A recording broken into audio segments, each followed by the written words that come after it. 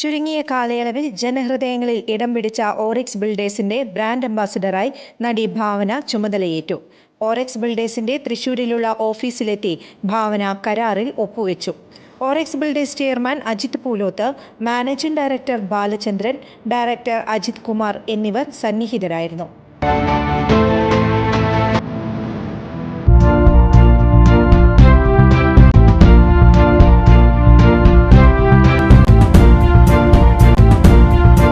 നമസ്കാരം, any time ന്യൂസിലേക്ക് സ്വാഗതം.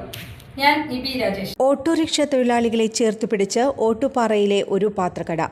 ഓട്ടുപാറയിലെ പ്രമുഖ പാത്രക്കടയായ ജനതയാണ് ഓട്ടോ സാരഥികൾക്കായി ഓണസമ്മാനമൊരുക്കിയത്.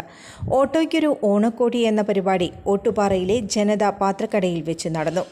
വ്യാപാരി വ്യവസായി ഏകോപന സമിതി പ്രസിഡന്റ് അജിത് കുമാർ മല്ലയ്യ ഉദ്ഘാടനം ചെയ്തു. ഓട്ടുപാറ വടക്കാഞ്ചേരി മേഖലയിൽ ഇന്ന് ഈ ബിസിനസ് ഇത്രയധികം നന്നായിട്ടുണ്ടെങ്കിൽ അതിൻ്റെ ഉത്തരവാദികൾ ഓട്ടോറിക്ഷക്കാരാണ്.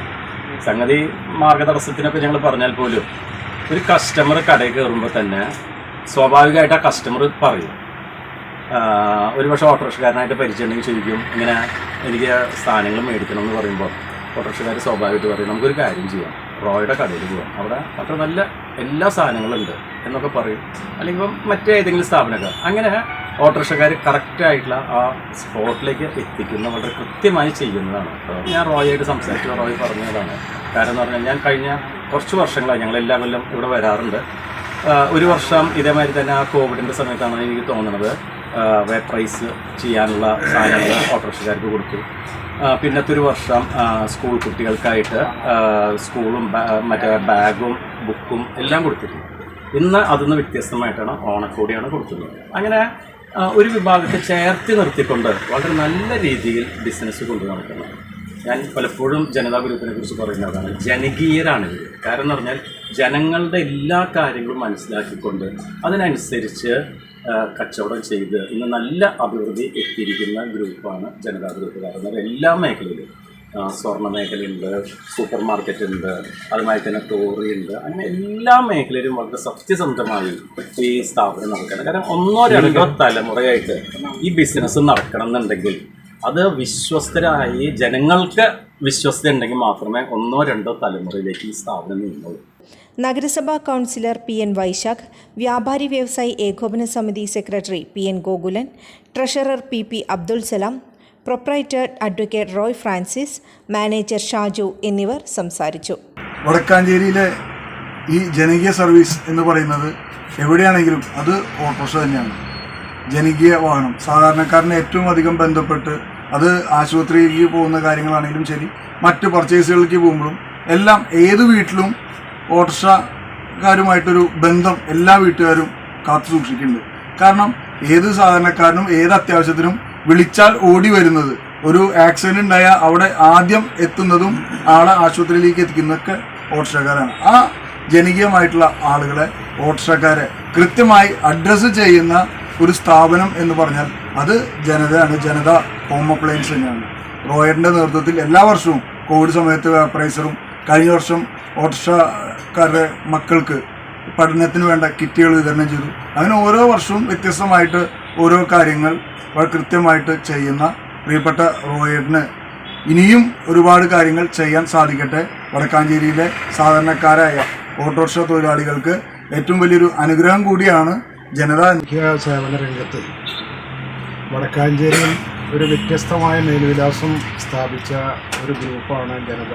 അതിൽ തന്നെ റോയിയുടെ നേതൃത്വത്തിലുള്ള J4 ഹോംസ് എന്ന ഈ പാത്ര കട എന്ന് പറയാൻ പറ്റില്ല, ഒരു ചെറിയ സൂപ്പർ മാർക്കറ്റ് തന്നെയാണ്.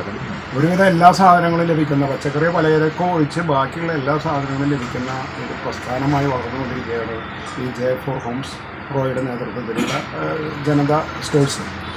ഞാൻ നേരത്തെ പറഞ്ഞതുപോലെ ഈ മറ്റുള്ള പലരും ഒരു ഗിഫ്റ്റ് കൊടുക്കുന്നുണ്ടെങ്കിൽ അവരുടെ ഷോപ്പിൽ നിന്ന് എന്തെങ്കിലും വാങ്ങിച്ച് അതിൻ്റേതായ ലാഭം അവരുടെ മേശയ്ക്കുള്ളിലാക്കിയതിന് ശേഷം മാത്രമാണ് ഗിഫ്റ്റ് കൊടുക്കുക.